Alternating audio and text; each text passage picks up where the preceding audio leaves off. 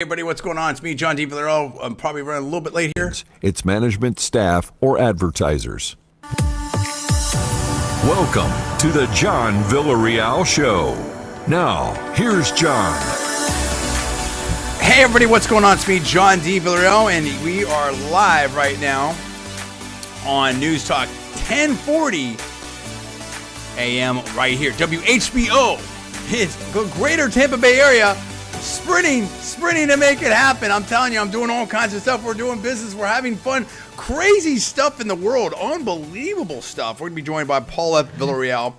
Great show last week as well. Appreciate everybody there at Newstalk 1040. And if you want to call in the show, you can call in right now at 727-587-1040. 727-587-1040 is how you call the show. And I think I'm hearing just a little bit of echo there somewhere. So there may be, or some stuff in the background. So just want to make sure we get the audio right there. Sometimes there's some technical things that go on. That's okay. Hey, listen, let me tell you something. This is a wild, wild world going on right now. A wild world going on. I want to talk about, of all things, Chael Sonnen. All right? Bad Guy Inc. right there, Chael Sonnen, and formerly of the UFC, and he's done stuff with he's also done some announcing and some commentating with the UFC and Bellator, and he's fought in both organizations. And I actually met Chael Sonnen, and it's going to be very funny. That's going to be a very interesting story, and I dare say, as much as, you know, I have out there on LinkedIn, YouTube, Facebook. We're also live on LinkedIn, YouTube, and Facebook right now. I want to say, hey, Thanksgiving week, everybody. Lots to talk about there, and it is November 20th. But a lot of people, like, I was talking to someone the other day, and they're like, yeah, when you talk, you know, people just think that someone that talks like you, I'm going to clean up for the air here. Someone that talks like you just maybe is fabricating, maybe isn't all the way, you know, and I'm like, you know, listen, I promote, I don't lie. I mean, I'm not saying I'm not on a soapbox, I don't walk on water or anything like that, okay? But, and he's like, no, I know, it's so weird, and when we get to know you, and that's the thing. So I'm going to tell this story, here's the point, I'm going to tell this story about Chael Sonnen, which is also going to relate to politics, okay? Because it's going to relate to The Rock, Dwayne Johnson, it's also going to relate to Joe Rogan, and that's going to be a powerful story. I just want to set up a couple things, I'm going to come back to that, because if I lead off with that, it's probably like a 15-20 minute story, but it's going to be great, so you want to stay tuned for that, in my opinion. Now, there's things going on, obviously, still in the Middle East and everything like that. We're going to talk about that. There's also stuff that's going on in the campaign trail. And Trump has the gag order lifted or stayed there in New York. So all these little machinations are not going to work. There's this rumor, I guess someone's saying that Kevin McCarthy, the former speaker, elbowed him, bumped him. I don't know what's going on. I'm not alleging anything. There's some crazy stuff going on out there. There's polling about, you know, Trump and Nikki Haley. There's a lot of things going on. Governor Abbott has endorsed Trump. Senator Roger Marshall has also said from Kansas that he's endorsed Trump and quote unquote it's time to end the primary. I believe that's my paraphrase. Attorney General from Indiana, Todd Rokita has also endorsed Trump. I mean, Trump's out there in Iowa, he's in Texas. Do you understand that we're like weeks away now? We're weeks away. We're like, what is it, 6 weeks, 8 weeks? I mean, it's getting late early, dude. I mean, it's almost over, okay? We've got now it's not only about the Republican side player, it's also about the Democratic side. And we're talking about David Axelrod, who formerly, you know, famously ran, or definitely was a consultant in President Obama's campaign, and him and Biden have been trading blows out there. And Biden apparently had some choice. President Biden has had some choice words for David Axelrod, and David Axelrod said something to the effect of that you know, President Biden's quote unquote trying. My paraphrase is trying to cheat time. And I mean, it's going to get very interesting right here. It already has gotten very interesting. And there's a big poll, okay? You've got Trump up in Pennsylvania, and he's leading younger people. Biden is losing younger people. It's getting pretty crazy out there. And also, we've got Trump winning the 14th Amendment challenge. That was already, we're in the silliness, okay? We're in silliness. Another thing to talk about is you've got Speaker Mike Johnson. This guy, I like what he's doing right now. He's releasing the full January 6th footage. So I'm waiting for the neocons. I'm waiting for the never Trumpers. I'm waiting for those people to kind of like freak out, okay? And what happened to Fox News? What happened?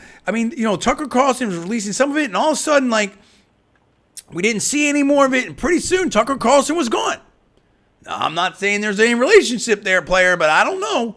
And now he's doing stuff for next. Speaking of that, Tucker Carlson was talking about we were going to talk about Candace Owens and Ben Shapiro. They're getting into it. And you had, Tucker Carlson talking about the election in Argentina.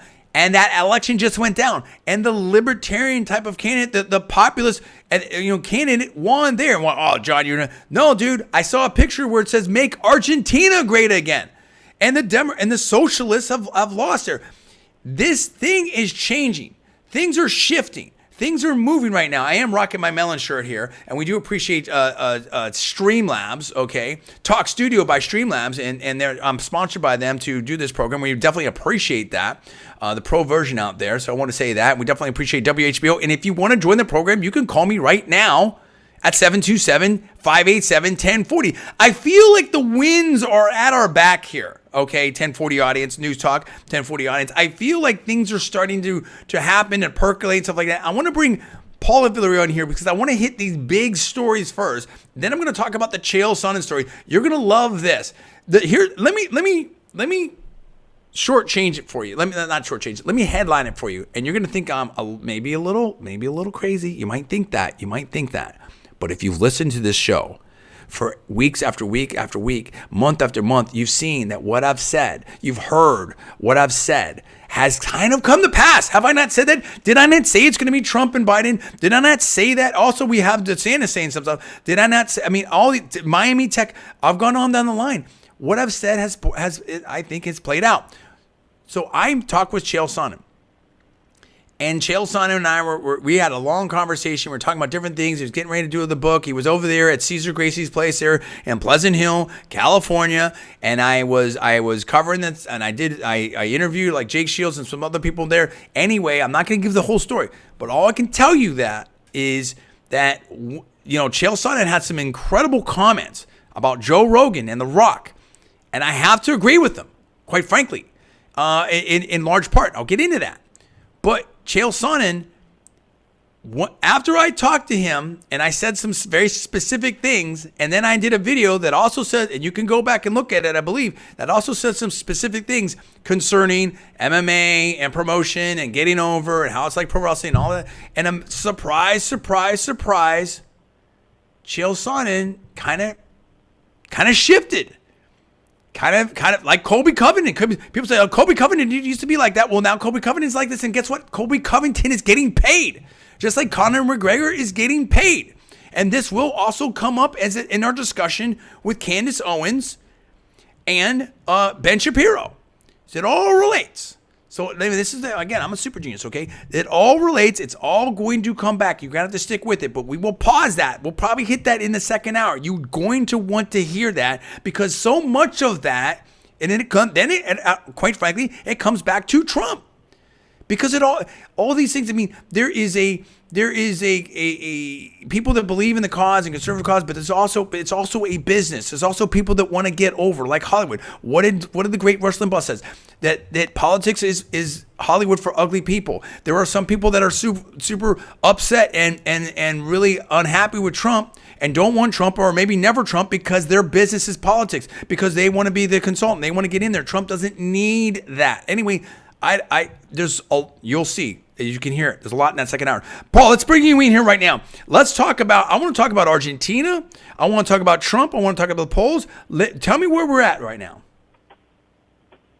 Where we're at is that President Trump has taken a pretty commanding lead in the polls. And just to give you a snapshot of that, NBC just released their own poll. NBC, I think they did it actually with DeSantis' pollster, Point of Strategies.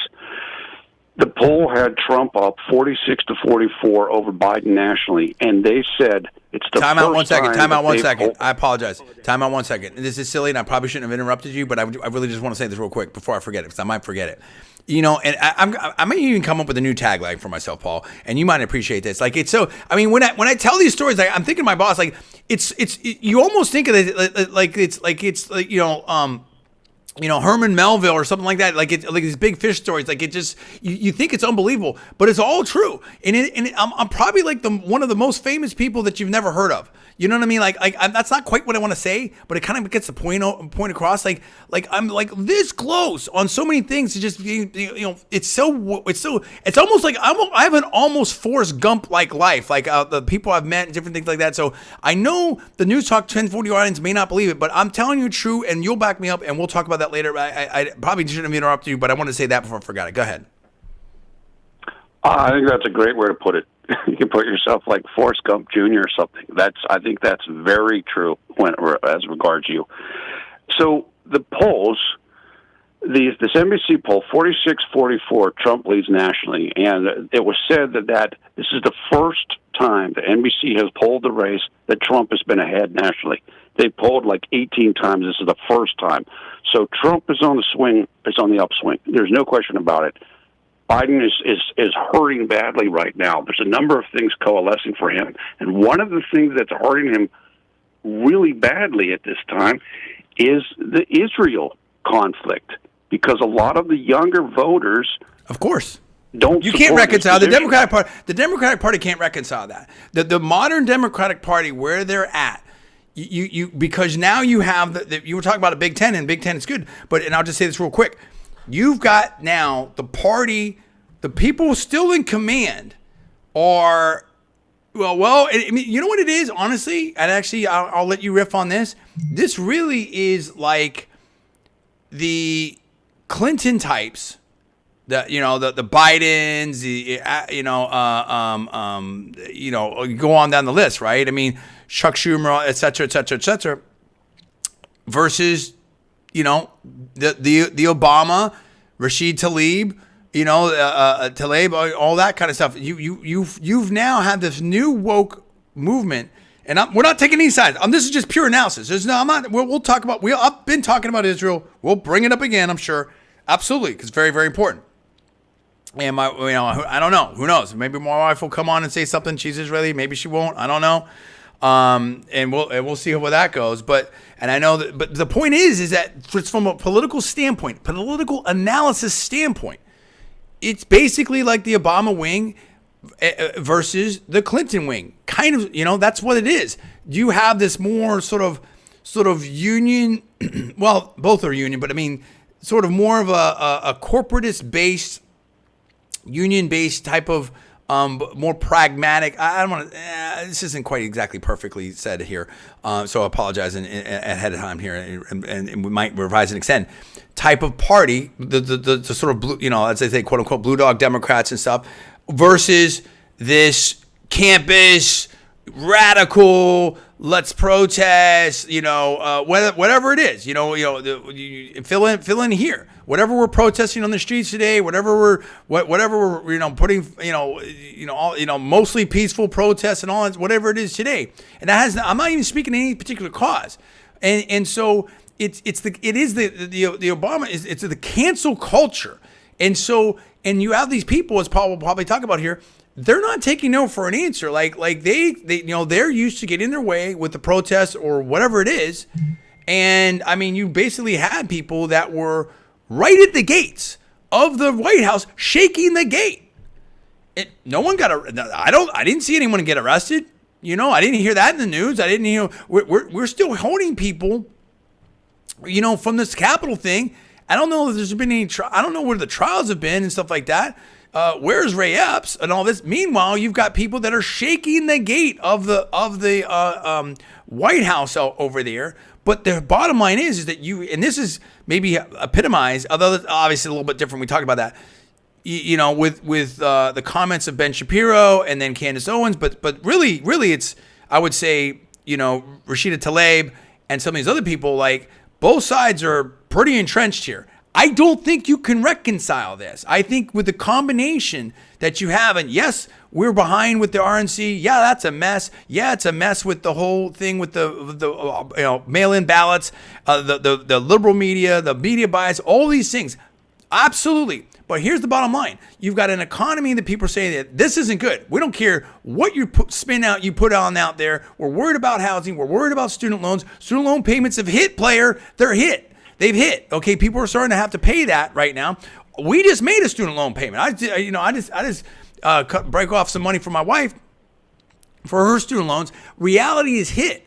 Meanwhile, you've got people, young people. I just saw something in Paul on YouTube thing. I apologize. I'm just setting the table here because I want you to roll with this. I just saw something where people graduating. So the top ranked MBA schools are called the M7. Okay, so those would be usually that's going to be like Stanford, Harvard. You're going to have Columbia in there. Wharton is in there. Chicago's in there. Northwestern's in there. Okay. I'm missing one there, and I don't know how I'm doing that, but MIT. Okay, the M7. There's now a new thing where these people aren't even. A lot of these people aren't even getting internships, let alone jobs. I mean, it's bad. It's bad, and in fact, there is a recession in high end jobs out there. Now you've got AI hitting. This is getting severe. What I'm saying is you cannot reconcile this. People look at Biden on the Democrat side. They are very worried. I think the smoke signals are out there. They're trying to get him out of there. I don't think he's going anywhere. Meanwhile, you have this Israel thing, as you said, Paul, and this has brought it to the surface to a point where it can't be ignored. The internal tensions in this party. I think when you combine, Biden and his ability to campaign against someone like Trump, I think when you look at the economy, and I think when you look at the Israel and the internal tensions with as a metaphor, not a metaphor, but as one main issue of that epitomizes the internal tensions within the Democratic Party, I think they have severe problems going into the election year next year, and you're not going to be saved by Gavin Newsom, in my opinion. Paul, go with that. Look, one of the key findings of this NBC poll, and you just mentioned the student loans. I just read something today. I think that Biden has forgiven like $127 billion or something in student loans, which is unbelievable. But in that poll, he's down 5 points with young voters. Right. We both know if Joe Biden loses among young voters, he's not going to win the election. I mean, that should be where he's cleaning up. Well, let me say even this. After these giveaways and everything, he's still losing. Yeah, I'm sorry, real quick, but I just want to say this real quick, and we'll hit it on the next break, next segment as well. He has to, because he cannot win without the young people, and the reason being is because I can tell you, I mean, I gotta be careful what I say here, dude.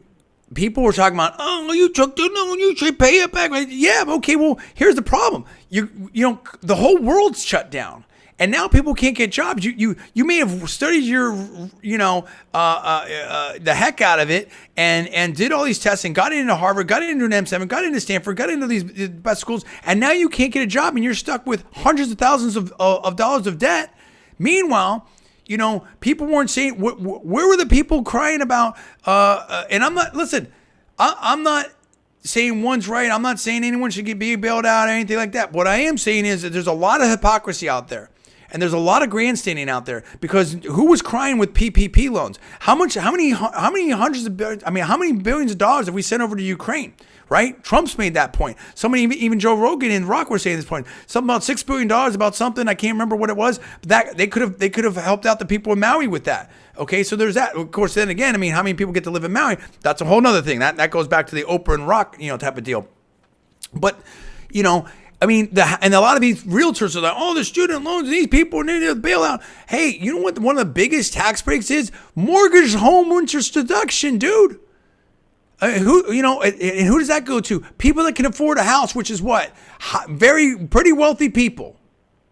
So, and let alone all the corporate bailouts and the GM bailout and all the bank bailouts and Silicon Valley bailouts. And now you have students that are saddled with debt, who can't get a job, who got shut down in COVID, who maybe, are losing some of their childbearing years and stuff like that because, they can't get their families together. They can't get jobs. People didn't even want to go to the hospital for a few years, stuff like that. I mean, it was the disaster. And who is the party of the lockdowns? That would be the Democrats, in my opinion.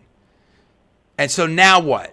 So yeah, I mean, of course you're going to lose those people because now the bills are coming due on all of it, dude.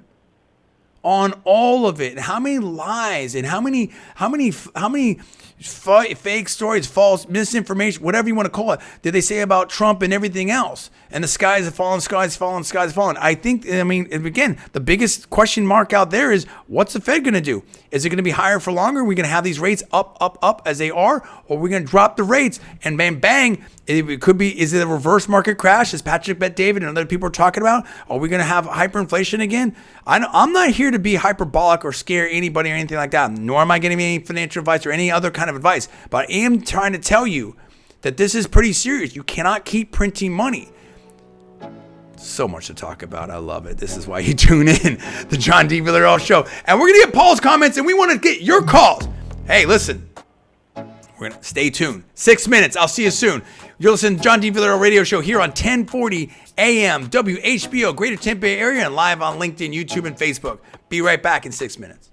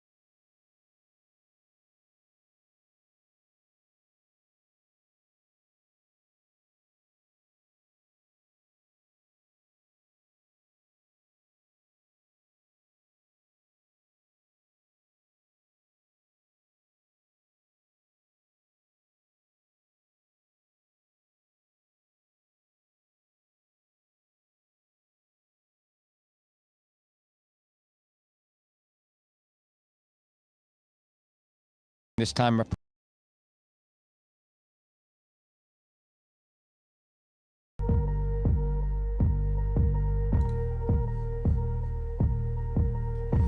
Hey, what's up, everybody? It's me, John D. Villarreal. What a crazy... Hey, it's Thanksgiving week. We're having fun here. We want to have fun. We're talking about all kinds of different things, and we're trying to settle it up. We're trying to figure it out. It's a wonderful sunny day here in Sarasota. I love it. And all around hopefully you're having great weather around the greater Tampa Bay. Hopefully you're getting ready for a great Thanksgiving and holiday season. It is November 20th. We were talking about like Joe Biden. We were talking about all kinds of stuff. We're talking with Paul Villarreal here. We're talking about where we're at with the polls and Trump and student loans and everything like that. There's so many things that all kind of relate. And it really is this general sense of like, people are really not super happy with the government, and they just want better lives. And they're feeling like it's harder and harder just to make ends meet. You know, you have to work 2 jobs. You know, how do I afford to have kids? How do I afford to take time off? How do I afford? What about my retirement? Am I going to have a retirement? So many different things in here. So let's roll this down a little bit more, Paul. So you were telling us about Trump and the polls and where we're at. Paint that picture for us, because it's getting pretty close now. Okay, so we were saying the national poll, 46-44 Trump. First time he's led in the NBC national poll. He's leading in a number of national polls, some even significantly larger than that. I think Harvard-Harris X poll just came out today. I want to say he's up like 5. But he's leading among the different groups. As we said, he's leading among young people. The group where President Biden seems to be doing the best, from what I can tell from the data, or relatively compared to where he was. He's still doing well among white voters, and he's still doing well among younger seniors, like, I don't know, like 55 to maybe 70 or something like that, whereas Trump's doing better with older seniors. So that's where his strength is. However, Trump just continues to gain. He's gaining with minority voters. He's gaining with younger voters. He's gaining in different spots. Another poll that just came out is Big Data Poll, which is the guy I mention all the time on the show, Richard Barris. He just did a Rust Belt poll. One of the states, of course, in the Rust Belt is my state of Pennsylvania. In that poll, Trump is up 40-37 over Biden, straight up. And he also leads among young voters here, which is that validates. Is that registered poll. Voters or likely? Sorry, Paul. Is that registered or likely voters on the 40? That's a great question, and I'm not sure. I think registered voters. I believe registered voters. That's a good question, though. Wow. Huge. One of the things he found in that poll is that, first of all, people that voted for Biden in 2020 have flipped to Trump by 5 points. So it's a 5-point movement to Trump. But what's unbelievably finding is people who did not vote in 2020 for anybody, they favor Trump by 17 points. And what that means is, and we mentioned this on the show, I think last week, is that we're now in a kind of a rare situation for Republican, where the more people vote, the greater the turnout is, the more it's going to help Trump. Totally makes Usually sense it's to me. the opposite. Totally. It absolutely does. Yeah. I mean, this reminds me, and again, people have made this commentary before and everything like that, but it's Jimmy Carter Redux, dude. I mean, it's just like we could see a wave election here, because you have, and I see that and I hear that in people all the time out there too, is that people that voted for Biden are kind of like, they're over it. They flipped. I mean, not everyone, but there's a percentage, and 5% in a national presidential election is massive. Okay. So that's number one. And then, like you said, you have all the people that stayed at home, they're disaffected and stuff like that. Those people, I mean, here's the thing, you know, the amount of I'm going to say kind of somewhat contradictory things here, but it'll still kind of make sense, I think. The participation, the number of votes in the last election was absolutely massive. It was huge. And so I think, you know, that was kind of Biden's high water mark. I don't think it gets any better than that, particularly with his performance. You have a record to run on now. It's the same thing with Governor Newsom sounds great. Oh yeah. And then, but the record is terrible. But so you can't, people, it's just super simple. And someone even said this too. And I can't remember the joke, because there was a punchline to it, so I'm going to get that wrong. And I can't remember who said, so I apologize for not being able to give the proper citation. But it's something to the effect of, yeah, Trump might be crazy, but I'll take a good economy over this. I'll take what is it? Maybe you said this, Paul. I'll take mean tweets. I'll take mean tweets and a good economy over this, basically. And that's it. You can look at Trump's record. You can look at Biden's record. And people are not happy. This is right direction, wrong direction. This is the super basic stuff. This is James Carville. It's the economy stupid. I mean, that's where we're at. But it's on the range of things. It's not just economy. It's economy. It's security. It's parental rights. It's all kinds of stuff. People don't even think they can. Like, I mean, I don't even want to. Like, dude, I was watching. Like, I grew up in superhero comics. Right, and I collected. I was more of a Marvel guy than a DC guy, but I knew them both. And Paul and I would collect them. We'd go down to the Maggie's newsstand and stuff like that, right? And there was this other store too, and I can't remember. I can't remember the name of that store. Right by a little melon bank there in a small Claysville, Pennsylvania. All right, and I remember I'd save it up and I'd go get my comic books and stuff like that, and we were all excited, and it was just everything that you thought it was. And you had the Army Men in the back and the whole thing, and I remember when Star Wars came out, and Rambo, and all these movies, right? Jaws, and dude, I watched Black Adam with The Rock, and okay, it was okay. It's pretty good. It wasn't bad. It was okay. It was whatever. And South Park is talking about how the MCU, Marvel Comic Universe, has been just totally wrecked with this, in quote unquote Into the Pandaverse, and that was a great spoof and a great takedown. And Star Wars, the same thing has happened to Star Wars.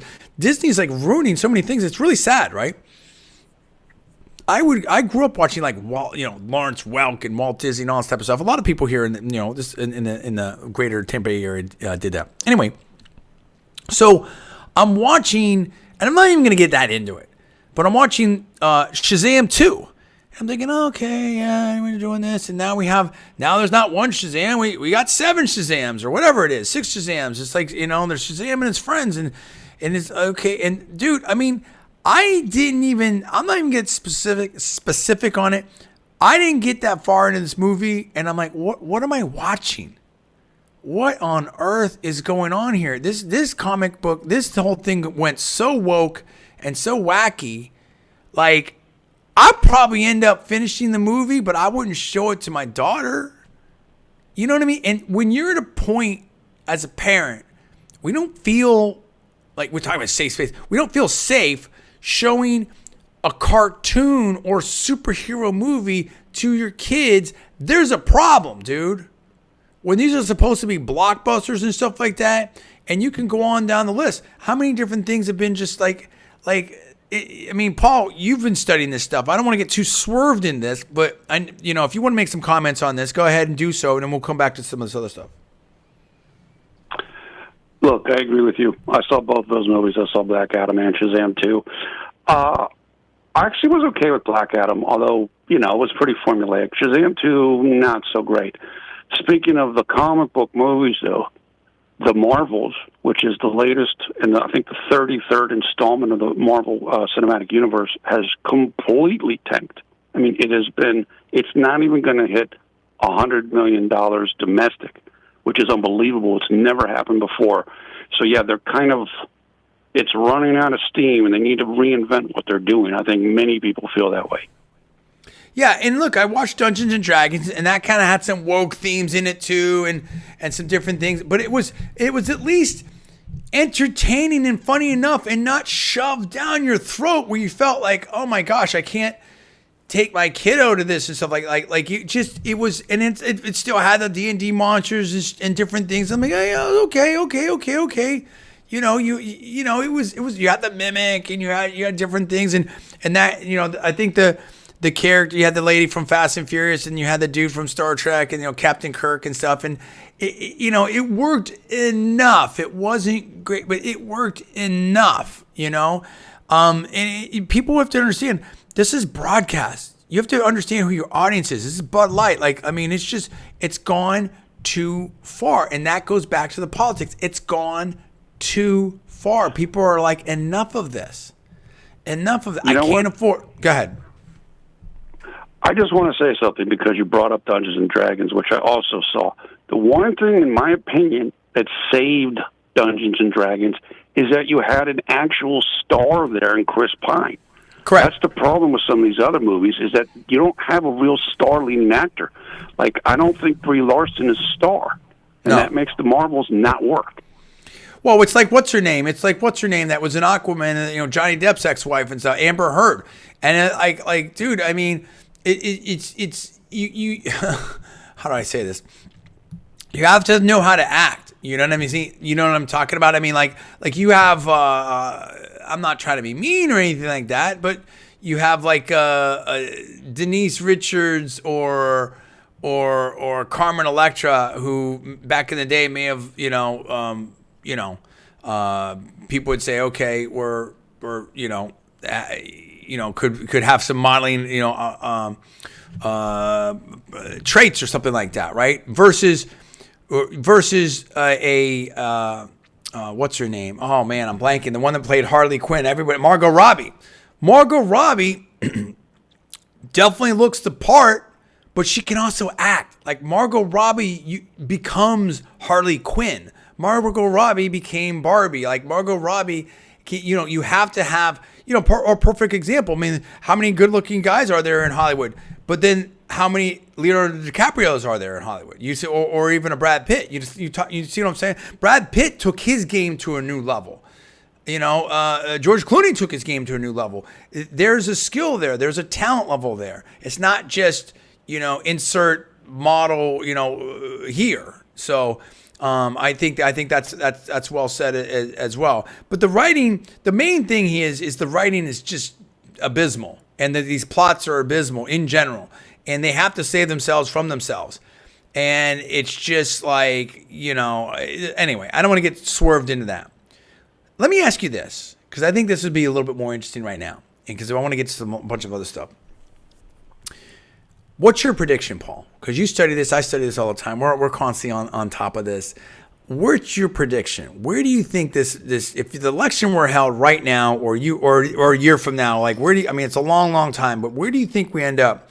Do you think it's Trump's going to win? You think it's Trump versus Biden? I mean, it looks like the fog is lifting off of Trump. All this, lawfare stuff, whatever, that looks like that's all going away. You don't even hear about the New York stuff anymore so much, other than the gag order thing.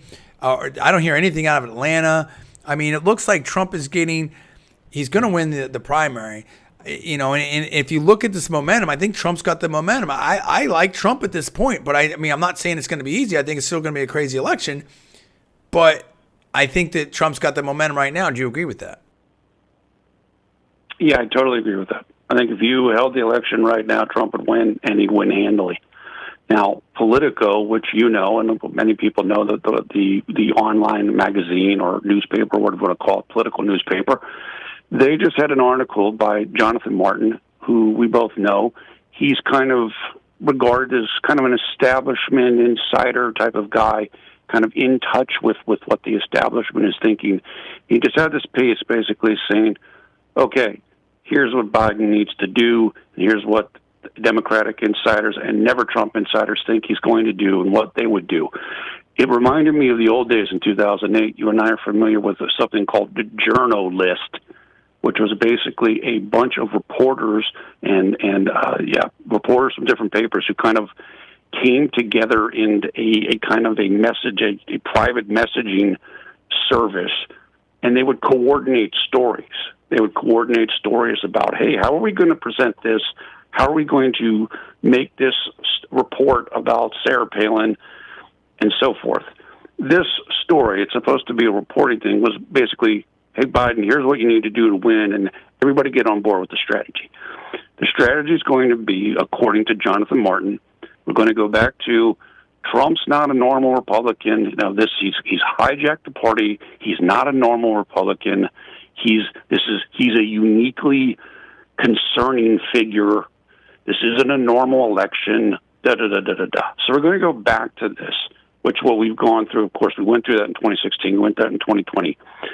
And the reason why you have to do that, if you're a Democrat, is you have to try to agitate and heighten people to think there's some kind of fear or danger that they must act, and it is different. And you can't just treat it as, hey, here's Joe Biden's ideas, and here's Donald Trump's ideas. Who do you favor?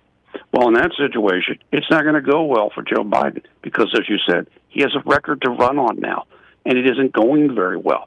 So instead of having it as a referendum election, they're going to try to make it instead a choice election. You have to choose between these two people, and we're going to make Donald Trump seem worse than Joe Biden. So look, they're going to do that. It's already begun. It's going to have an effect. Is it going to have enough of an effect? I think straight up it will not have enough of an effect. However, when you combine it with the mail-in voting advantage that the Democrats have, the turning out the votes, including the mail-in votes that they have, it's still going to be difficult. It shouldn't be, but it's going to be. So I still see a way in which Joe Biden can win the election, even though today I think that President Trump is favored to win.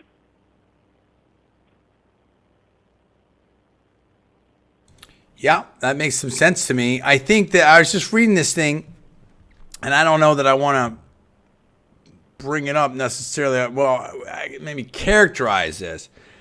There's a headline here on Fox News. We talked about the tension inside the Democratic Party. It is starting to crank up, and people are talking about the White House is definitely responding to some of the critics of Biden and stuff, and I'm just telling you, dude, this is not going away. And here's the thing, too. You've had many years now, maybe a decade plus, where the far left is used to just doing whatever and protesting and just taking more extreme positions and just getting away with it, like whatever. They can just do whatever they want. And that's what I'm saying. Like you've just created this environment where it's going to be very interesting. I don't think. This is Pandora's box, dude. Okay, with so many different things that we're talking about here, it's the same thing. You train people like, oh, you can't, 6 feet or greater, and if you could die if you. And again, I'm not, giving anyone advice or anything. I'm definitely not a medical expert or anything close to that. But the point is that you shut the world down for years, and then you immediately. Want to snap back and Wall Street and all the commercial real estate people and then we got to get back to the office, return to the office. Well, people are like, no, I don't want to do that. I already moved my family to Florida or Texas or Virgin Islands or wherever it is. Like you know what I mean? Like the world, when you wreck the Titanic on the economy and different things like that, and you destroy hospitality and you destroy gyms, and you destroy all these different things, you can't immediately snap your fingers and bring it all back. And just throwing money at stuff, that wasn't a great idea with PPP and all kinds of other things like that. I'm not saying that some people didn't need it in some businesses, and that I'm sure it helped out in a lot of legitimate ways. At the same time, like there's people like, yeah, we don't know where the money, it was just too crazy. I think I've read a quote somewhere, the money was going out so fast we couldn't monitor. I don't know. I can't remember all of it, but it's just crazy. Meanwhile, they keep running story after story after story about Travis Kelce and Taylor Swift. I don't care. Can I be more emphatic? I absolutely don't care. One story, two stories. There's a story every single day. Why? And then it's like, and someone was saying now Kelce's endorsing. Like, dude, what's going on here, dude? And I'm super serious. Like, if I hear either one of those two try to get involved in politics or endorse someone, I don't want to hear. I just feel like it's coming. I know. I'm not gonna say that. Let me revise this extent. I would not be surprised if that's coming. I feel like that might be coming, and I don't want to hear about it. Paul, do you agree with me or disagree with me on that? I do agree with you on that, and in fact, I believe Taylor Swift, maybe around the election time a couple weeks ago, put out an Instagram something to the effect of, "Hey, go register to vote," and a whole bunch of people. Oh, there we go! Really wow, yeah, so right? weird. So what a surprise, huh? What a surprise! It's so weird, and let me just tell you, I'm not going to be super surprised if one or both of those people are somehow maybe not gonna be pumping up President Trump. I'm just telling you. I'm just so over it, dude. So now we're talking about. So how big of a problem do you think that this is going to be for the Democratic Party? I mean, I think that they're having real tensions inside their party right now. Do you agree with that? Yeah, they're having major tensions, and I think it's going to be a problem. And Biden is trying to kind of thread the needle on this, where you see he'll say something kind of positive about Israel, and then he'll say something kind of, but we want a two-state solution, or but we also care about Islamophobia. So he's really trying to balance that, because that's where a lot of the base is, especially the young people. It is an issue, and if they can't unify around him, there's going to be a real problem. And one of the things that the Politico article mentioned was basically the advice of Jonathan Martin, if you will, was, hey, you guys really need to try to stop Joe Manchin from running third party, because if he does, it's going to pull votes from Biden. And of course, that's he's talking about doing just that. He's talking about doing just that. I mean, how much do you think that that's a feint, or do you think that's real? I think it's real. And I think it's real for two reasons. One, if Manchin thought he could win again, he'd run again, but he's not going to win. Right. West Virginia is beside my state. It is super red, and he's kind of lost his footing there. And if he ran the primary, or if he ran an election, he would lose to Jim Justice. So people are sick of the cute, people are sick of the cutesy game of like, oh, I'm a conservative Democrat. I back your values. I'm this, and then you get in and you vote for what the push comes to shove. You vote for what the party wants you to do, and then you're basically on the side of Biden and Obama. That's right. And look, West Virginia is one of the states that has changed the most over the last 15 years or so. It used to be very blue, very union, very, as you said, blue dog Dem, Reagan Dem, and now it is hard red. It is big red. And so Manchin doesn't fit there. I do think he will do it. One, because he wants more. He wants his own attention and notoriety. And two, I think that he doesn't like where the Democratic Party is. And what that means is if he runs and he plays spoiler, guess what? Trump wins, and that might have a ripple effect on the Democratic Party going forward, and they might have to change their ways. I do think he's serious about it. What Jonathan Martin said in the article is, hey, try to stop him from running and instead have Mitt Romney run. So instead of pulling votes from Biden, let's pull votes from Trump. Now, I mean, I don't know if that's actually going to happen, but these are kind of the machinations going on. And even Martin, who is clearly not a Trump person, is essentially saying there is zero room for error here. We need every little thing we can get if Biden's going to win. So I do think Manchin is serious. And look, as we both know, sometimes you say you're going to run or you do run so that they have to cut a deal with you to step aside. Right. So that could happen too. Yeah, I could definitely see that, no doubt about it. So that's a good question. Like, how do you think this all ends up? Like, where do you think this sorts out? I think we still have a lot of twists and turns to go here. And that's because we still have the legal things going on for Trump. And I believe there's a very, very strong chance that we're going to see an impeachment of Joe Biden.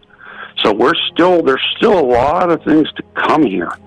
And we both know the Democratic Party is good at ginning up emotion. So I'm sure we're going to get some type of something going on next year. Some type of energy or protest. Let me tell you something. We want some motion here on the John D. Villarreal Radio Show, and the first thing we want is some patience. We want you to hold over till 5:06. We're going to be right back for that second hour. It's only going to get better. We're only going to heat it up some more. You're listening to John D. Villarreal Radio Show here on Newstalk 1040 AM, WHBO, live also on LinkedIn, Facebook, and YouTube. We'll see you back at 5:06.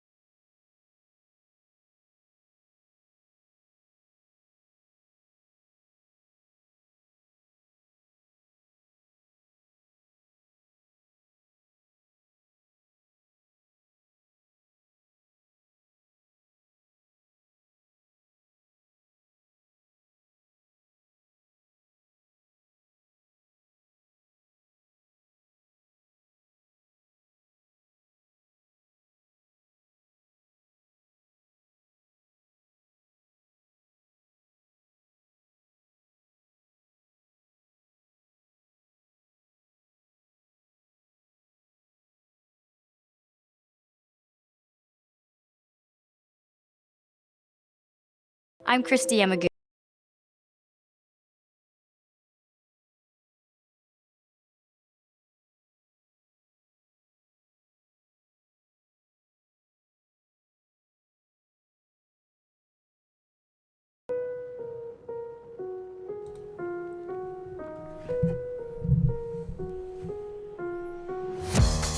Hey, what's up, everyone? It's me, John D. Villarreal, and you're listening to the John D. Villarreal radio show here on Newstalk 1040 AM, WHBO in the greater Tampa Bay area, everywhere from Sarasota, Clearwater, St. Pete, downtown Tampa Bay, Brandon, Bradenton, Wesley Chapel, Lakeland, all over the place. Joined by Paul at Villarreal. We're talking about all kinds of different things. The first hour, we talked about Trump and polls and different things like that. I want to talk about a couple other things. We talked about Politico. I want to talk about a few things here. You know, in this second hour, we're going to talk about the Chael Sonnen story. I told you I would, and Joe Rogan and The Rock. We're going to get to that. But we think we have to talk about a few other things right now. We have to talk about House Speaker Mike Johnson releasing the January 6th footage. Now, that's a big, big deal. And I remember when that first started hitting over there in terms of a story before on Fox News with Tucker Carlson. When he started releasing these tapes, it really took, in my opinion, the sales and the political edge. And you saw the narrative change very rapidly. Paul, bring us up to speed on that. What is happening with that? And how much more do you think there is to see there? Like, how devastating to the media narrative do you think this is going to be with the January 6th footage? I think it's been extremely devastating, and it'll probably get more devastating. I mean, I've already seen what Speaker Johnson did was he, I think, linked to, hey, look, you can go look at all right now. Now, we're going to put it out, but you can go look at the archive right now. And there's, huge hours and hours and hours and hours of footage. I've already seen people find at least 5 instances that are like, wait a second. These people are coming in, they're shaking hands with the cops. This isn't what we were told happened. So you're already seeing that blowback. That's massive. Not only is it massive just in kind of changing that narrative, remember, we've got a court case for President Trump with January 6th in D.C., and of course the Georgia case is related to it as well. So, as you know, with your legal training, a lot of what happens in a courtroom, a lot of what happens in legal cases, is about public perception and what the jury thinks and what their background information is. So, if the public starts changing their opinion about what happened, that's going to help President Trump. There's any doubt about that. Well, let me say this, and again, I'm not sorry. Not giving any legal advice, anything like that. I'm not licensed in Florida, or etc. I'm a talk show host, and we're doing a talk show. But I would say this, in my opinion, as a political expert and talk show host, it's not supposed to, right? And this is how crazy it is. And I'm not jumping on you or scolding you, Paul. This is how crazy it is that people are thinking about public perception and stuff like that in regards to court cases, and yet. I understand that sentiment that people in the media, people talking about that, because we've had protesters protesting and Supreme Court justices being doxxed in front of their house and stuff like that, and we couldn't even get security from the administration and stuff like that. And I mean, so what message does that send? Are you trying to intimidate and potentially influence? I mean, you're supposed to have an impartial a jury of your peers and things of that nature, and it's gotten to a really crazy sense here. But when you talked about that and laid that out in terms of the public perception, it reminded me of the tape of them making fun of Josh Hawley, Senator Josh Hawley, running out of the building. It was almost like a chicken Senator Hawley or something like that. And meanwhile, when the tape came out, it found out that he was actually on the back of the line, and all these other people running out because they were told to run out. And that's what I'm saying. Like the facts are not. I mean, you would not have this pressure, this drumbeat of don't release it. I mean, when people don't want sunlight, that's not a good thing. When the press is saying they don't want sunlight, it's not a good thing. So I always sort of wasn't going to be surprised if there was more there, right? And you could see calls when Tucker Carlson was starting to really when Kevin McCarthy, former Speaker McCarthy, gave some material to Tucker Carlson. There was one night of it, and then two, and all of a sudden there's calls. Oh no, no more, because I think that this is going to reveal a very different picture than the media narrative, as you're saying, Paul. Yeah, and that's the thing is, look, there's two things also I want to say about the Speaker Johnson thing and the release. One, it's what you just said. It makes him look better because there were people who were hopeful that Kevin McCarthy was going to do it, and he never really did. So that hurt him. There are people who have doubted Speaker Johnson, and now this gives him a boost in credibility. Like, look, this guy's following through on what he said he was going to do, because there were people doubting that he was going to do it either, and he did do it. And that's a big thing. Let me just say this super quick. I apologize, real quick, but this is very important. Now, I want the audience to understand this. In my opinion, you can comment as you will. The Trump-Russia collusion thing was a hoax, in my opinion, and it was shown to be that. And as Vivek blasted Kristen Welker, he says it was a hoax, and your network was in on it, or are you going to apologize for it? And she just smiles and stuff like that. These things, the truth, as the old saying goes, the truth will set you free, sayings, and the truth's always going to come out. It's just a matter of when. And the thing of it is that, like, when you have these hoaxes and this railing against Trump and all, it's almost everybody's got to be in on it. Does that make sense? And so when you get information out there and you get some of these white hats out there in some of the agencies that are releasing stuff and the whistleblowers, pretty soon it all starts falling apart. Just like we saw stuff with the Hunter Biden laptop story fall apart. And that looks extremely different now than it did 2 or 3 years ago, right? Or 4 years ago. And so I think that plays into this, Paul.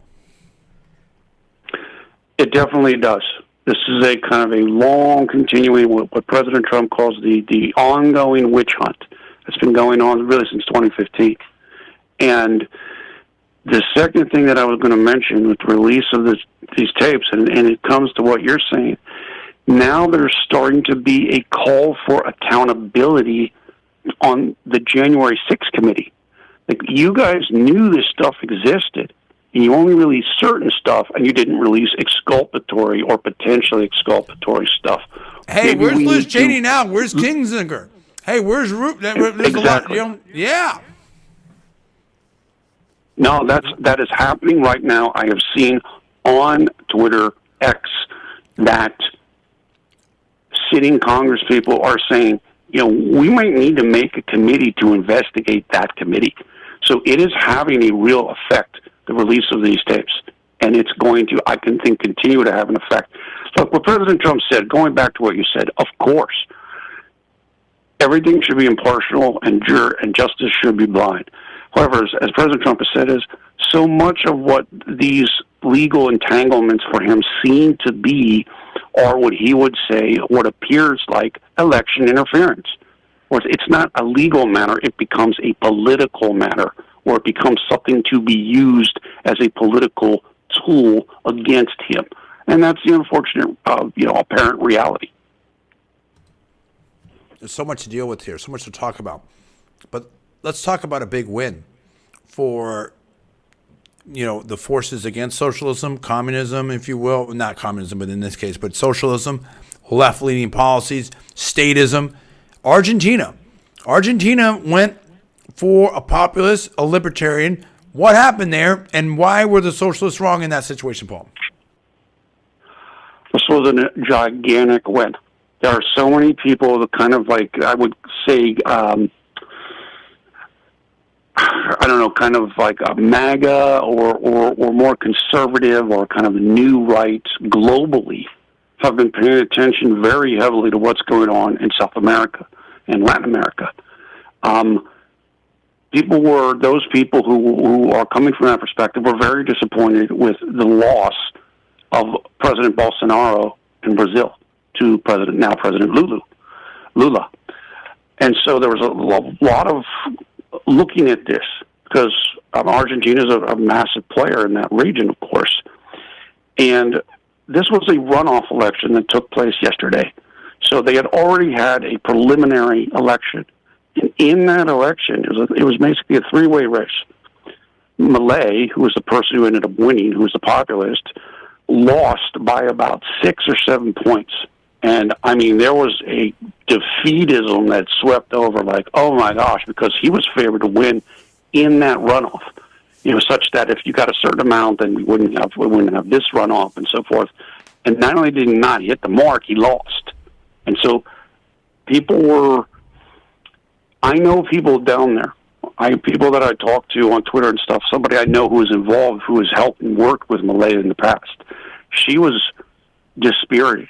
She was not upbeat about what was going to happen. So this was a huge win. And not only did he win, he won by like 12 points. It was a blowout. So he is called Argentina version of Trump. He is an economist. He's a professor. He has 2 master's degrees in economy. He comes from the Austrian school. And he's against like central bank of Argentina. Certainly is coming from more of a right-wing figure. And for people down there, and I'm not up to speed on all the history there, but, Perón, of course, was, way back then, he beat a Perón, and apparently Peronism, as they call it, has been kind of the standard thing there for the last 40 years or more. And they're like, this guy's going to break up all of that. This guy's going to change everything. And he has already been labeled in Western media, like in the New York Times, the Washington Post. He's a radical. He's far right. So the establishment writ large isn't happy about him winning, or certainly doesn't seem to be happy about him winning. But this was a monumental victory, and I can tell you that conservatives here in America are energized by this. They are pumped up about this big time. Absolutely. I'm seeing that, and it's definitely having, maybe it has some kind of foretelling aspect to it with the other elections here next year. Now, there's a lot going on, and I know that you're all over this, and I want to talk about some of the economy stuff, and we'll tell my Chael Sonnen story here in a bit. I kind of halfway told it, but what's going on with Elon Musk? There's a lot of people. I don't want to get. I've only seen. I don't even know the specifics of what was said or what's going on or anything like that. I just know that there's a lot of people criticizing Elon, and they were already going after Elon before that. So I mean, what are we dealing with here? Where is it at? Yeah, I know you're big on Twitter now, X. And so, I think that Elon's talking about suing, like, one of these media organizations and stuff. What's happening? Okay, so the short overview is the backdrop here is, of course, everything going on in Israel. The tensions are high over that in terms of who thinks what and who supports Israel and who supports Palestine and so on and so forth. And part of that dynamic is the whole, hey, is Israel the oppressor and all that type of stuff. What Elon did was he amplified or affirmed a comment that truly was over the line, in my opinion. I'm not going to repeat exactly what it was, but it wasn't great. No, okay. I'm not going to. I think I know what he was trying to say, but he shouldn't have said it. He shouldn't have affirmed it or uplifted it or whatever you want to call it. Now,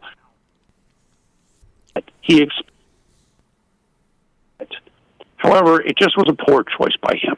So what happened is you take the backdrop of the Israel stuff going on, you take what his choice there, which was a poor choice, and at the same time as that he did that, Media Matters, which is kind of a left-wing watchdog organization, they had done kind of a, if you will, or a test run of, look, if you put this material on X, if you put this negative or divisive material on X, advertisers' stuff is running beside it.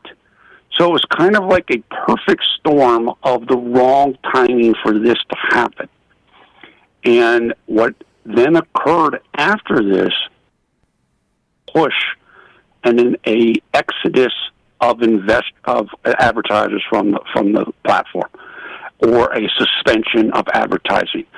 And look, we know all about this. We've seen this before in the last however many years. It becomes kind of a, hey, we got 2 advertisers to quit. Let's see if we can get a 3rd one. And so there's a push now to kind of try to freeze out the platform and freeze him out. In fact, a CBS reporter asked John Kirby, who I believe was representing and talking about the Pentagon at that time today, hey, why are you still using Elon's tech?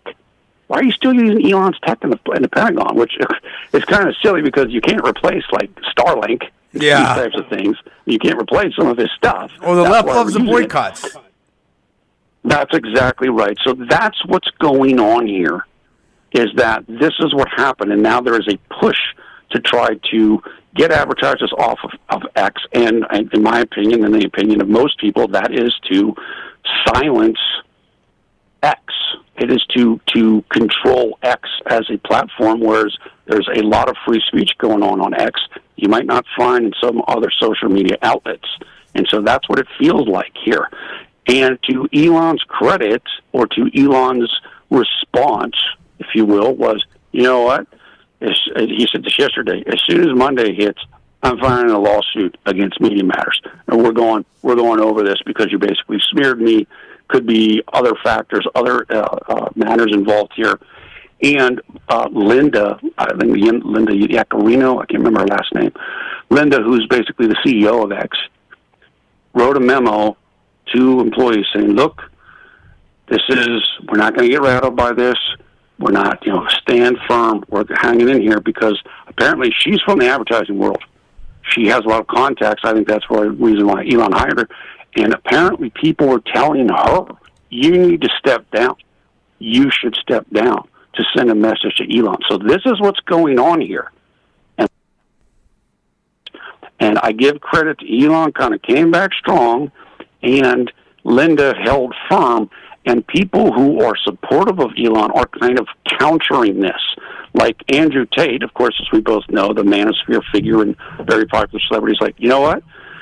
I'm going to contribute $1 million a month in advertising to X to counter this. And a whole bunch of other people have joined in along that. So that's what's going on with this. And this is really important for the election. That's a smart publicity tactic, by the way. That's right. Opinion. Yeah, of course. Because, and I'm not saying that it's not. I'm not saying that he doesn't have those sincerely held beliefs, because Tate's been through the ringer as well. And I'm not sitting here to defend Tate or everything he's done, whatever like that. But I mean, Tucker Carlson interviewed him. There's some questions of what was going on over there. I mean, and again, like someone said, it was a little short on one of these on YouTube or something like that. Like so and so, went against the Matrix Trump, and all of a sudden they get these charges against, these accusations against him. Russell Brand, went against the Matrix, accusations against him. Trump, Tate, they go on down the list, and there's a list of about 7 or 8.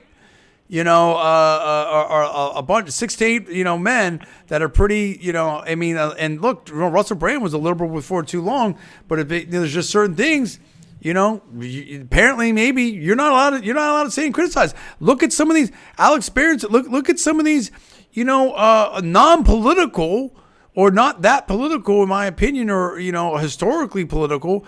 Professors and people no less than, I mean, you've had Dr. Marty McCary who's talked about different things from Johns Hopkins. You had famous people from doctors and stuff from Stanford. I mean, dude, people are over this cancel culture. This is a real serious thing. You have people that have been debanked. You have things that have happened to the truckers in Canada. You've got stuff that's happening to Nigel Farage, a sitting member of parliament, in being potentially debanked before in the UK. it's getting really, really wacky out there. This is not a joke. This is super serious. They're going after one of the richest, if not the richest man in the world. Okay? I mean, and I'm not saying that the money itself, I mean, right is right, wrong is wrong, but it's getting very, very crazy. Meanwhile, I'm looking over the some of the things we talked about here. What about what's going on in TikTok right now? What about this Right. this letter? What are we doing? Okay, I mean, what's happening? And and this is the thing. This goes back to Ben Shapiro and stuff like that. If if you were against safe spaces and cancel culture and all this type of stuff, then you've got to be against that even on your issues too, bro. I mean, it's so. I mean, are we having two sets of justices, two sets of standards? How big of And again, as someone rightfully said, and someone interestingly said, and I can't remember who said this. I'd love to give credit. This isn't hypocrisy. This is hierarchy. This is not a bug. This is a feature. Okay. So it's something to think about. I mean, what's up with this thing over here on Twitter and stuff, Paul? That's pretty crazy. It really is. And the point you just made about TikTok, I think, was really good. First of all, TikTok, I believe, is owned by a company or individual or group in China. So people have already said, like, why do we even allow this? There are lawmakers who want TikTok banned, period. But say it's not banned, okay, it's doing its thing. In the last week, there was this thing of the people were basically taking a letter written by, of course, the notorious Osama bin Laden, and they were going on TikTok and praising it and supporting the letter and whatever. And it's like, wait a second. You guys are coming and saying that advertisers should pull off of Twitter because of something Elon said, which you clarified. Well, what about TikTok? Should TikTok's advertisers be pulled? So we're seeing this. There's this kind of gamesmanship and political conflict going on around this, and it does have to do with speech, free speech, and kind of access to being able to speak. One of the people that joined in, or one of the entities that joined in to help Elon, is Rumble, which of course is located down where you are. Sure, yeah. And they're like, look, we're as you said, Russell Brand, who is big on Rumble, they're coming after us too. So we're going to stand with you. Well, today they got a denial of service attack, which is basically like a bot attack. And they located it and traced it, and guess where it's coming from? China. Oh, so wow. It's like, what's going on here? And it's very interesting. It's very intriguing. But this is really important.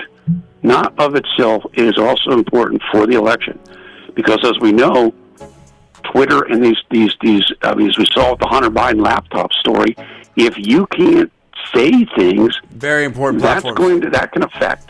Yeah, that can Hey, affect the election. free speech, and everything else is on the ballot. Hey, we're going to talk about it. Last segment coming up. Stay tuned. 6 or 7 minutes. I'll see you back for the final segment here before Thanksgiving. John D. Villarreal Radio Show here and live on LinkedIn, Facebook, and YouTube. Newstalk 1040 AM, WHBO. John D. Villarreal will be right back in 7 minutes.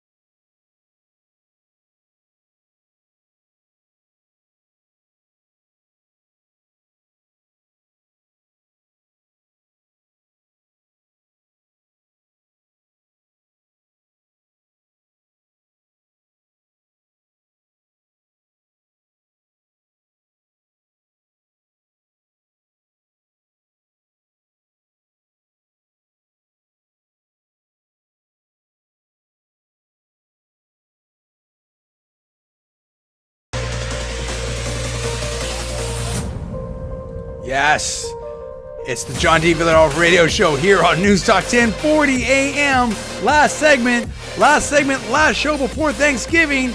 Oh my goodness. I just feel like there's going to be some good food around the Bay Area here, greater Tampa Bay area. All kinds of stuff live on LinkedIn, YouTube, and Facebook. I hope everyone's having a good time. We want to have fun. We want to be hopeful. Paul, we want to be hopeful. I really feel like there's a lot of reason to be optimistic, even though things are tough right now. If you want to call in, how about this? How about give me what you're going to eat for Thanksgiving? Give me what you're thankful for. 727-587-1040. 727-587-1040. Call me. Tell me what you're thankful for right now. I want to hear it.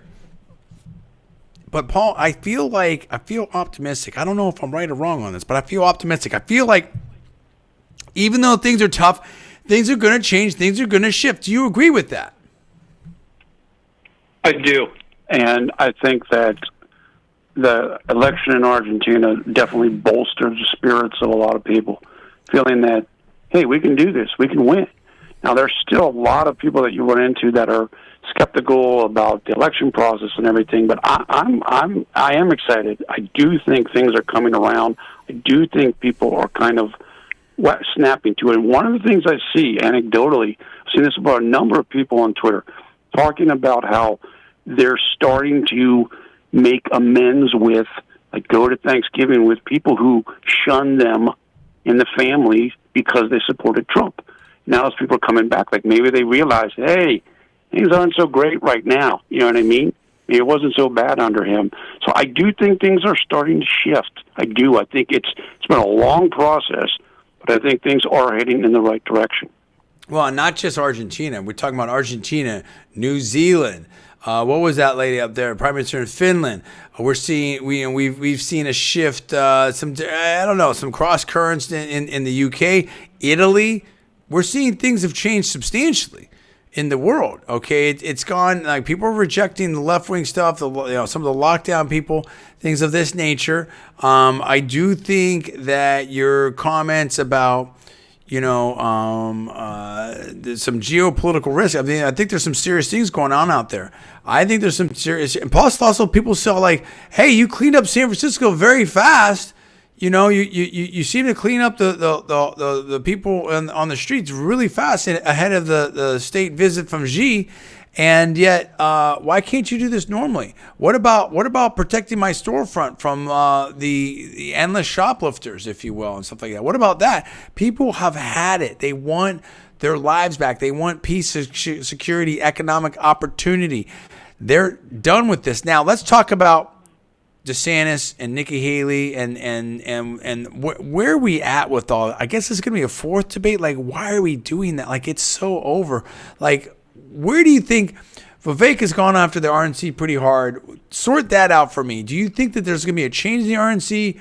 What's going on with this fourth debate? Where's Megyn Kelly figure into this? Let's talk about that real quick. Yeah, so the fourth debate is going to be on December 6th, and I think it's going to be hosted by Megyn Kelly on Rumble. I don't know where it is. Like, I don't know where it's taking place at. And I mean, for all I know, it's taking place virtually. I'm not sure. I don't think people are real excited about it.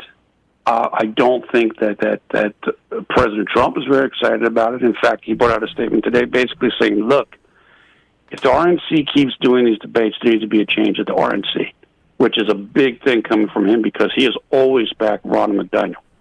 And for him to be saying that, it's kind of like, look, we need to stop this. And you mentioned earlier in the show, Senator Roger Marshall of Kansas came out today and endorsed President Trump. Marshall said in his endorsement, look, we need to end this primary stuff. It's over. We need to turn our attention to Joe Biden. So I think people are getting they're kind of done with this.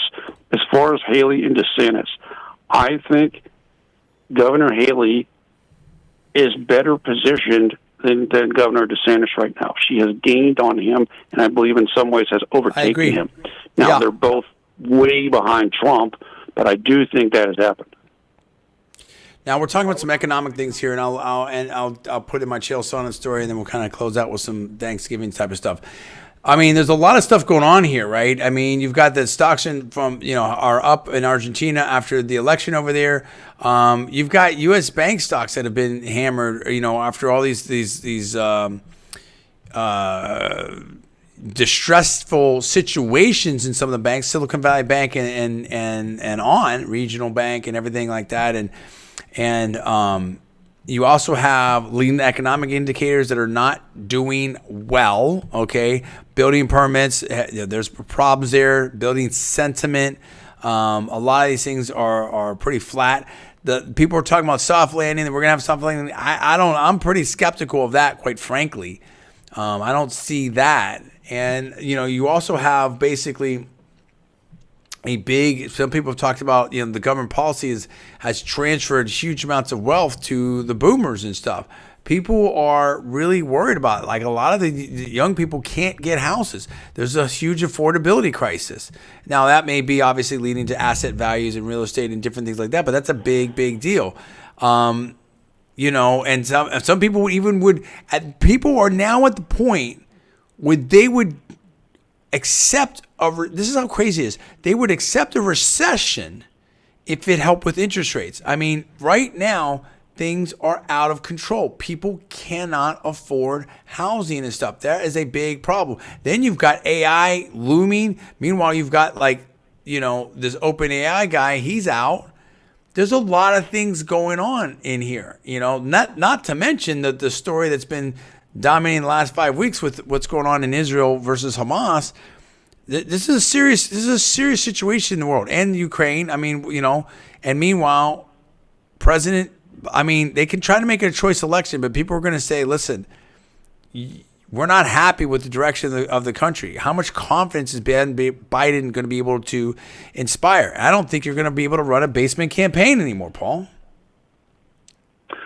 Yeah, and that piece that I mentioned earlier from Jonathan Martin on Politico, that basically he is admitting, look, they have to run a basement campaign because he's not capable of running a different campaign. But that's going to make things unbelievably difficult because Trump has massive energy. I mean, he did two events this past week. He's everywhere. He said it. He was in Iowa in one of those events, and he's like, look, I'm going to be here maybe up to 6 more times before the caucus. The caucus is in like 8 weeks. He's just constantly going and going and going, and that's going to be a big comparison to Joe. And that worked, as you said, that worked in 2020 when you didn't have a record to run on, and Trump was the bad guy who was in office, the piñata. Now it's different. Now you have the record you're running on, and he isn't running on a record. It's going to be very difficult. I understand politically the strategy that they're talking about, and it's really all they have left. And one of the things that Jonathan Martin said is, look, Biden's not getting replaced, barring some really legitimate serious health crisis. Of course. And we know that. We both know that. I think the reason why he said that is because a lot of people want him to be replaced. And he's kind of trying to tamp down the enthusiasm for that. He has to be the person, in terms of polling and everything, he's the only person, in my opinion, that has a chance to win right now. They know that. They're kind of stuck with him. The David Axelrods of the world who would prefer to have him swapped out for somebody else. This is the guy, and you're going to have to do everything you can to try to prop him up. Really difficult because, as you said, people are tired of all of this, tired of the drama. They're tired of everything. And when you have a chance to change that, a lot of people are going to change it. And one of the things, I know we mentioned this last week, this is definitely coming through in the polling. People who have negative opinions about both Biden and Trump, they're going to Trump. They're favoring Trump. And I think a lot of that has to do with they think President Trump is in better physical and mental shape than President Biden is. Remember, President Biden just turned 81 today. Yeah. That's pretty old. Happy birthday, President Biden. It's listen, I think that, look, there's a lot of people Jack LaLanne, there's a lot of people that are very fit or doing great or, can do amazing things at that age. The problem of it is that President Biden, if you look at President Biden, you look at President Trump, there seems to me, in my opinion, a huge difference. That's all. A significant, how about this? A significant difference in terms of energy and, overall, stamina and all that type of stuff. So I just feel like, a lot of people are talking about it now, and no less than David Axelrod, formerly of the Obama campaign. So let's throw this out there. Well, let me. How about this? It's 5:46. So let me quickly tell my Chael Sonnen story. You make it for what it is, and then maybe it's like me, like them maybe potentially making the character Brucey after me in GTA 4 and stuff like that. It's not something I can prove, but there seems to be it's interesting timelines there. There's a lot of interesting coincidences, and I had a long series on that a long time ago. But so I met Chael Sonnen, and I would just refer you to this. Like, if you look at Chael Sonnen and his statements before the Anderson Silva fight and all that type of stuff, and it may have even, I don't know if that was right before, right after that. I think it was after that. And we were over at Cesar Gracie's. They had a UFC gym over there. I remember they were doing the open workout, and I went over there. And then I think it was after that. I may get the timing a little bit wrong here, a little bit off. And I was over at Cesar Gracie. I was interviewing Jake Shields for his fight. And I interviewed Jake Shields, and they had the Diaz brothers were there working out. This is in Pleasant Hill, California, years ago. And Matt Lindland was there. And they were all working out, doing stuff, and Chael had some book that he was getting out, and he found out who I was, and this is when social media and MMA was very early. Strikeforce was big stuff going on there, and Fedor was big time. Dan Henderson, this is I remember I met Daniel Cormier, DC, before DC was a serious name or champion or anything like that. This is back in the Cain Velasquez heavyweight championship type of days, okay? And even really before that, it was actually before that, Josh Koscheck, that kind of stuff. It was really, really before that. So anyway, that was before Cormier was even really on the scene. Before Cormier was even on the scene, that's right. And so there, I'm there. And it's a small gym, so it's not like it wasn't. I'm not saying super small, but it was. Everybody could see everybody pretty much at all times. Okay, there was a sort of a boxing ring there. Then you had the jiu-jitsu or judo or wrestling mats, whatever you want to call them, and then some punching bags, and that's pretty much it, right? And so I remember Caio Terra, who's a world champion jiu-jitsu guy, was there, and I was they used me as kind of in between the interview and stuff like that. They used me as a sort of a tackling dummy or something, or demonstration dude. And I was, a former national champion powerlifter, and I was definitely past, my competition stuff. And I was undefeated my last year in wrestling, and I was sort of the Berkeley heavyweight judo champion and for the club and stuff like that. And they wanted me to go to collegiate nationals. So, I was no punk. I could do some stuff for sure. Now, am I going to beat a Caio Terra? No. Am I going to be, someone that was fighting for the MMA, UFC, title and stuff like that? No. But and KO is a very accomplished wrestler and stuff like that. But like I said, I wasn't a punk. But anyway, it doesn't matter. So I was just there, just being, on the mat, just doing whatever they wanted me to do and stuff. And they put me in some, he put me in some submission, and they wanted to, I believe it was a what do they call it? It was a thing that Brock Lesnar, I can't remember. There's different names for it. It was the thing that Brock Lesnar had beaten, I believe. Oh gosh, now I'm blanking. Early on, I can't remember the dude's name. A long time. Another wrestler too. Mir or Corwin?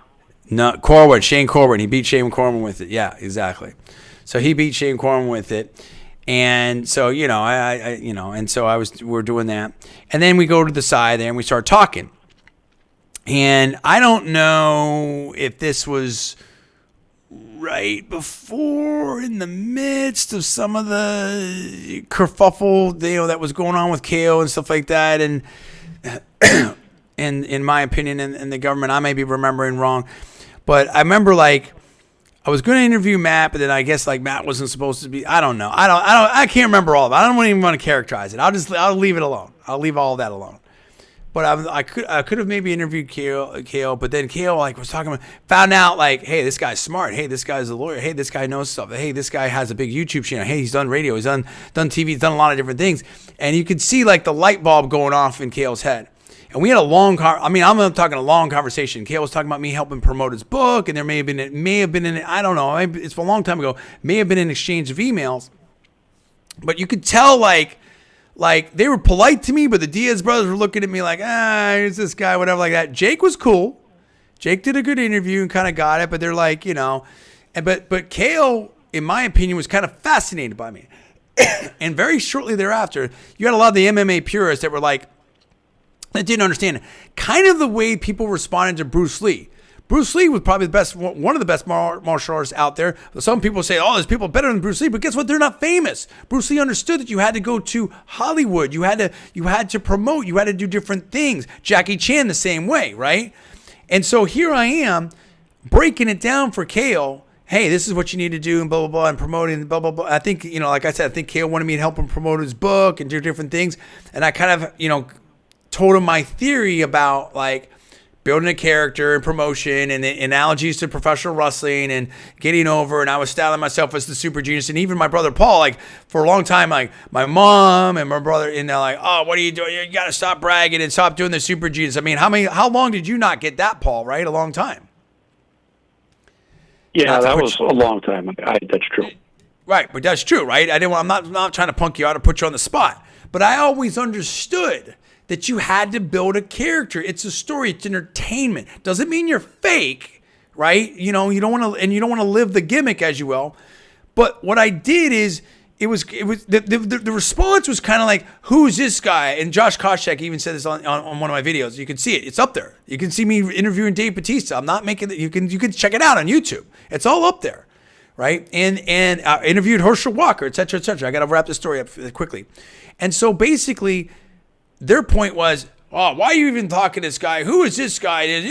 Where's his black belt? Blah, blah, blah, all this type of stuff. Even though I was a really accomplished athlete, and if I did MMA, that probably would have been one of my best sports. And, glad I didn't, because like at that time, there wasn't the serious money there is now, number one. And number two, like, who knows how good I really would have been and stuff like that. And there's definitely risks that you take with your health and CT and all kinds of different things, in my opinion. And then, what? God has a plan, and it is what it is. It all worked out. It's fine. But my point is, you're out of your mind. I'm here helping you. You need media coverage. Heck, they made a big thing of now. Arm wrestling was big, was great before there was all this coverage of it. Now there's coverage of it. Devin Larratt and others have figured out, and Larry Wheels, how to make something of it. Same thing with powerlifting. Larry Wheels made powerlifting cool. Through what? Promotion. It's the same thing with why do some boxers get paid a huge amount of money and others don't. So I made the point after that to kind of talk to the haters, on a video, and that's still up. You can check it out, where I already talked to Chael one-on-one for about an hour. Okay, and I was rolling on the mats with him, and he was talking about, and he was Republican, I'm Republican, all that kind of stuff. And then I made a video directly answering, the haters and stuff like that, because you have to understand, especially at that time, these are very small communities. Like everyone in powerlifting, not everyone, but a lot of the top powerlifters all know each other. Like I would talk to Ed Cohn and stuff like that. Like they know each other. Okay. Same thing with bodybuilding. Same thing with these niche sports, and definitely the same thing with MMA at that time. There wasn't that many gyms. It was this was Lion's Den and with Ken Shamrock and AKA and Cesar Gracie and the Gracies, and that was pretty much it, right? You didn't really have the ATT at that time, or maybe just barely. Like there wasn't all these different gyms. And so I made the video where, like, you don't get it. I'm helping you. I'm getting over. It's about getting over. It doesn't matter. Like, if nobody cares, nobody cares. As Vince McMahon says, they can boo you or they can cheer you. The main thing is that they're talking about you. Or this goes all back to the old saying, no publicity is good publicity. I'm sorry, any publicity is good publicity. Right? And so, Mae West, when I'm good, I'm good. When I'm bad, I'm better. This is what it's all about. Or even Gladiator, win the crowd. I mean, this is just textbook. And it wasn't very long after that. Go look back. Like the switch that Colby Covington make. I mean, who knows? Maybe he came over. I mean, I don't know. All I'm just telling you is, if you look back, you see a switch in Chael Sonnen. And the rest is history. Where I'm not taking credit. I'm not alleging anything. I'm just saying there's interesting timing. And I was right there laying it out, and you can go look back. Just like Colby Covington made the switch. Just like Conor McGregor. I mean, just like you see these other people, Henry Cejudo. I mean, people in DC, Daniel Cormier. Daniel Cormier was always funny, but Daniel Cormier understood how to like do some different things. Paul, you were there. You talked to me. You saw the whole thing. And even Dave Bautista. I mean, it's like, you could see me. I'm climbing up his back, talking to him, interviewing him, doing my thing, making jokes. And people and they're still like, oh, it's just sure. It's just whatever. Dude, it doesn't matter. Dave Bautista became a great character with Guardians of the Galaxy. Understood that you could bring that. I mean, yeah, MMA is cool, but you can take that to Hollywood. And Dave Bautista's a pretty good actor, dude. He does a lot of things. I love Dave Bautista. He's great. I think he's from the Tampa area. Paul, is this true? Is this not true? What are your thoughts as we close it out? Yeah, look, let me just say this to the audience before I make my point. I'm very hesitant in general to say, hey, people listen to what we said and they're saying it and taking credit for things. We're not alleging anything. We're not alleging anything. I'm just talking about the timing and some coincidences. We're not alleging anything. We're making that very, very clear. Yeah. And let me also say this super quick. No matter what I said or what the timing is or what happened or anything like that, Chael is obviously very talented, has 1.5 million plus YouTube followers, has been with the UFC for a while, is a name out there, has developed himself, is a great storyteller, probably, frankly, better than me, or at least he definitely has a skill. I don't know how many it takes, but he does a great job telling stories on his YouTube channel. And whatever success he has, he deserves. He's doing all that. I'm not trying to take credit for that, but I just want to put that out. Go ahead, Paul. We have 2 minutes. Yeah, let me just say this. So I am absolutely 100% certain that both Chael Sonnen and Ronda Rousey took elements of what they did at that time from what you were doing. I'm positive of that, and I would almost never say that about anything. Chael Sonnen developed a bad guy character. Before he had no character, and suddenly he became bad guy. Like you said, you had a character. You had created a character. I had several characters. No question. I had several characters. Yeah, I don't think there's any question that both of those two, they were working together, kind of helping each other publicity, learned and utilized stuff that you were doing. Yes. So, I mean, and like I said, I'm like the Forrest Gump. I've always been like one level, 1.5 levels away from being like really famous and really rich and stuff like that. It's been an interesting life. I can't really complain about it. And I think maybe that is the right analogy. Like Forrest Gump, who was with all these famous people in all these different situations, and he ended up back on the farm and stuff like that with Jenny. It's crazy. Hey, but you know what? I'm thankful. I'm thankful for you out there. What are you going to be thankful for? It is Thanksgiving. So many different things out there. We're thankful to the audience here and the management and the ownership of 1040 AM WHBO. It's a crazy world. That's why you listen to the John D. Villarreal radio show. You never know what's going to happen. I've got so many other stories in the bag. Like, there's so many different things to learn about. I hope you have a wonderful, wonderful Thanksgiving. We're going to see each other next week. Lots more to talk about. Enjoy it. Have a great week. Get ready. Enjoy your meal. Enjoy your family. Take the time to enjoy life. And that's what it's all about. I appreciate you. Thank you for being there. My name's John D. Villarreal. For Paul and everyone here at WHBO, we appreciate you. See you next week.